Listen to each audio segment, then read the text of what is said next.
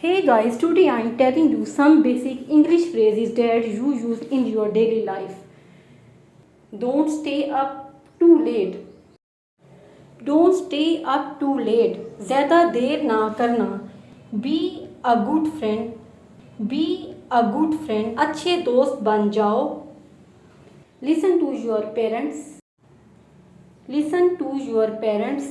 अपने वालिदैन की बात गौर से सुनो. Someone in need. ज़रूरत में किसी की मदद करना. Help someone in need. Someone in need. ज़रूरत में किसी की मदद करना.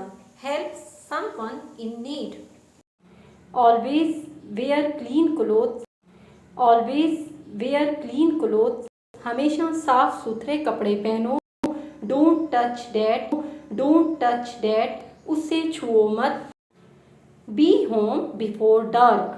अंधेरा होने से पहले घर वापस आ जाना. Be home before dark. Put on your shoes. अपने जूते पहनो. Put on your shoes. अपने जूते पहनो. Don't jump on the bed. बिस्तर पर छलांगे मत लगाओ. Don't jump on the bed. बिस्तर पर छलांगे मत लगाओ. Anything special? Anything special? कोई ख़ास चीज़. Try again. दोबारा कोशिश करो. Try again. दोबारा कोशिश करो. Don't pull. खींचो मत. Don't pull. खींचो मत. Don't move. हरकत मत करो. हिलो मत. Don't move. हरकत मत करो. हिलो मत. Clean it.